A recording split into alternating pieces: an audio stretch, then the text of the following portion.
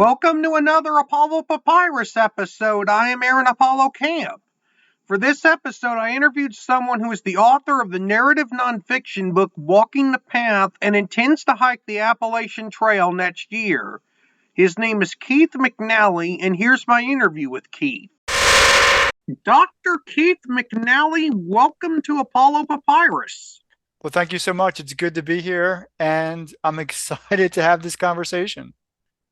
I almost always start my interviews with saying this. Feel free to introduce yourself to our listeners. Okay.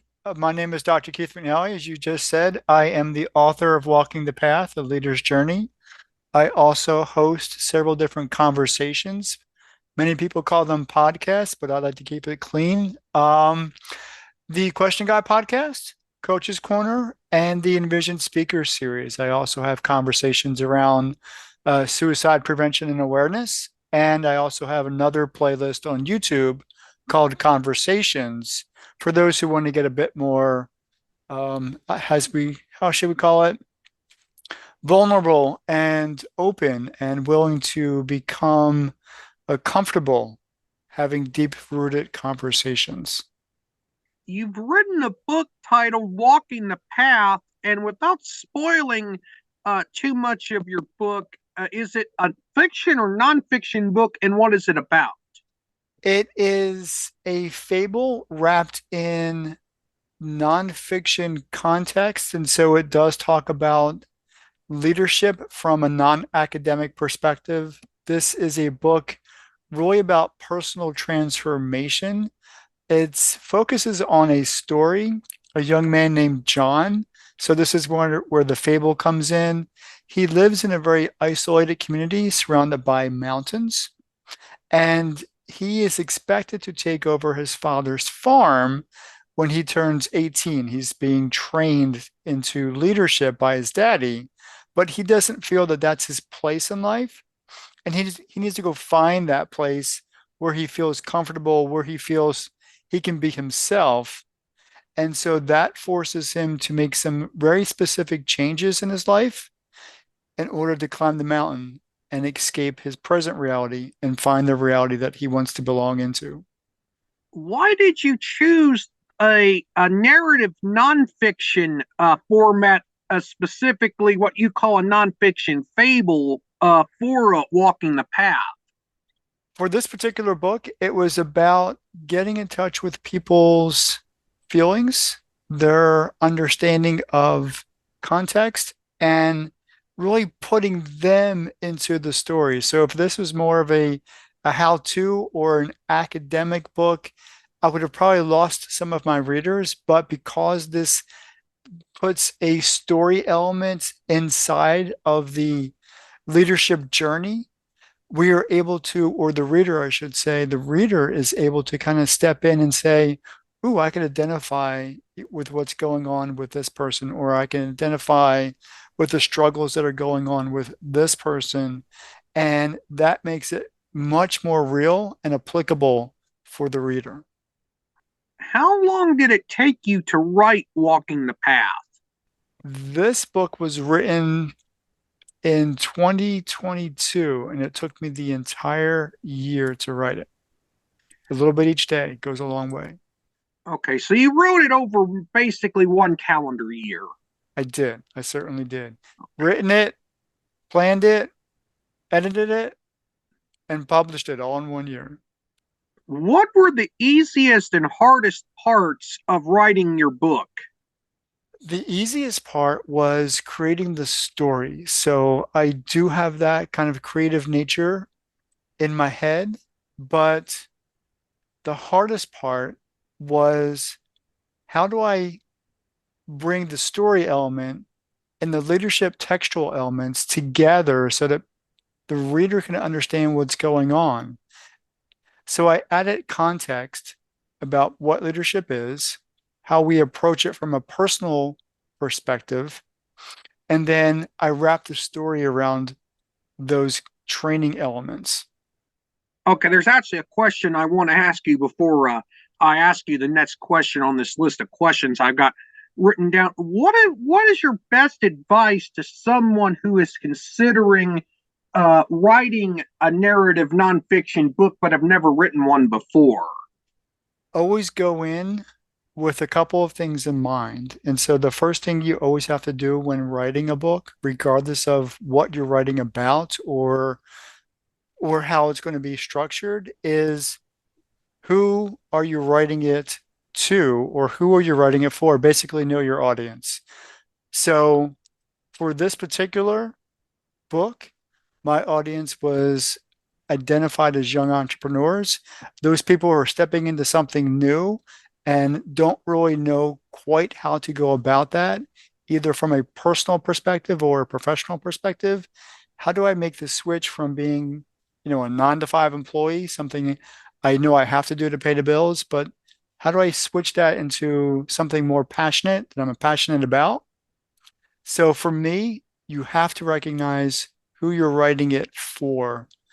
The other thing is schedule your time because this is going to take a lot of effort, time away from other things that you might want to do. So if you are by nature, you come home and you eat dinner after a long day's work and you just want to watch TV, you have to give yourself space in order to write. And so for me, that's sitting down at my desk, pen and paper in hand, and just writing a bunch of notes. But if you're more comfortable stepping in front of your iPad or your laptop or your computer, you got to give yourself, I would say, at least 15 to 20 minutes a day in order to get your thoughts down. And the third thing I would say, if you're having trouble getting that thoughts from your head to the paper, hire somebody who can help or ask a mentor or a friend if they could kind of, prompt you along the way. Those three things together really work wonders. Okay, now I'm going to get back on the questions that I had that I've written down. Is Walking the Path self-published, traditionally published, or published by a hybrid press? This book is self-published, so I went through that route. So it is on Amazon. It's published through lulu.com. And so this is all my work. You hosted the Envision Speakers series on YouTube. What type of content can a typical viewer expect from the Envision Speakers series? The Envision Speaker Series is designed to have conversations with professionals in different areas of expertise in order to make social change happen in different communities. And so it's really geared towards health and wellness and wholeness. And the goal is to bring a group of people together to have a conversation around one specific topic in order to solve what they perceive as a problem in their niche, like their clientele or whatever, but at a grander scale. So within a community or within, society in general. And so the Envision Speaker Series is now, I've had 18 conversations. So there's 18 on record. And I think on my YouTube channel, half of that has been published, and about a quarter of that has made it to iTunes and Apple Podcasts. You host a couple other podcasts. What are they called? And what can listeners expect from a typical episode of each of your other podcasts? So the Question Guy podcast was birthed from COVID and the quarantine that followed. The Question Guy podcast focuses on people's personal transformation stories. So a lot of people have gone through hell and back, and because of that, they've made some specific and intentional pivots and shifts in their life. And so we talk about people's personal stories. Coach's Corner, a lot of people took what they learned in their journey to become better or different, whatever that change was. They became either speakers, coaches, small business owners because of that transformation. And so I bring people usually back after they've been on the Question Guy podcast, and we talk specifically about what they do professionally and how that helps other people make personal changes in their own life. Next year, and this is quite fascinating, you plan to hike the entire length of the Appalachian Trail, which is in the Appalachian Mountains from Georgia. It runs from Georgia to Maine. It's over a couple thousand miles in length. Are you supporting a cause in your hike through, which is hiking the entire length of the Appalachian Trail? Is called a hike through. And if so, what cause are you supporting? It's actually called a through hike, and it is the Appalachian Trail from Georgia to Maine. I'm scheduled to start at least in March of 2025. I am a two-time suicide attempt survivor, so a lot of my personal and professional work is focused around helping people overcome that attempt. I'm also supporting coaches and other experts in the field of how do we create community around people who have been impacted by suicide? So whether it's been a family member, a friend, a neighbor, somebody in the community, an employee or a coworker, it happens more often than we tend to want to think about it. And in fact, last year in certain colleges were impacted very hard by collegiate students who were taking their own life due to uh, extreme life circumstances. And so my goal is to raise awareness as well as provide education and support services. And the hike through, or the through hike, as I said earlier, is designed as that, you know, that thing to do, but there's so much else going on. The Envision Speaker Series, I have an affiliate for selling coffee. So, and there's also a GoFundMe page. There's lots of things going on to support the through hike. But more importantly, there's so much that I'm doing to support the effort to provide support, help, and hope to those who have been impacted by suicide. Thank you for correcting me. It is a hike through. It is a through hike. I had it written down incorrectly in my notes. That's okay. Yeah, I've got it wrong sometimes too. How important is effective communication in contributing to self awareness? How do you want to approach that question? Effective communication for self-awareness. I was recently in a conversation with a colleague of mine, and we talked about the value of self-talk. A lot of times we either approach our daily work with a whole bunch of thoughts in our head. Sometimes we speak them out loud, sometimes we don't, and sometimes we catch ourselves unaware of what we're saying.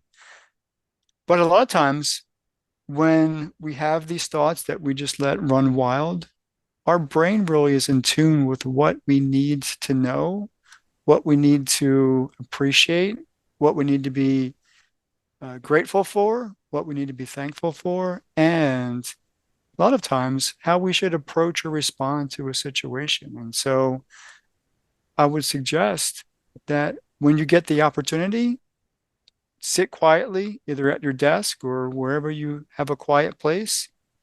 Let your thoughts run wild for a while and let's see what comes up. And then whatever comes up, say it out loud or write it down. You might make some sense out of what's going on in your life, whether you're struggling with an idea or a relationship, whatever that's going on in your life. And that will actually help some and guide your future actions. One final question: how can sharing personal stories help one succeed in professional life? We are all about story. And so we learn through story. We appreciate one another through story. We teach professional ideas, business ideas through story. And so it's part of our DNA, it's part of our structure as human beings. You know, we could sit in the classroom all day long, but if I don't make, and I say that because I'm a college professor by trade, if I don't make what I'm trying to teach somebody, and for example, I've taught IT for many, many years, if I don't make it relatable in a very practical way, I'm going to lose my students. I'm probably going to lose their interest, and their learning isn't going to be as much fun, nor will it be as memorable. So when I can put something into a story and really explain how something works, it makes much more sense. Dr. McNally, thank you for appearing on Apollo Papyrus. It was wonderful to interview you. Well, I appreciate your time. Thank you so much. It's been a pleasure. It's an honor to interview authors who have hiked or intend to hike the Appalachian Trail. This is Aaron Apollo Camp reminding y'all to write and read your passion. Bye for now.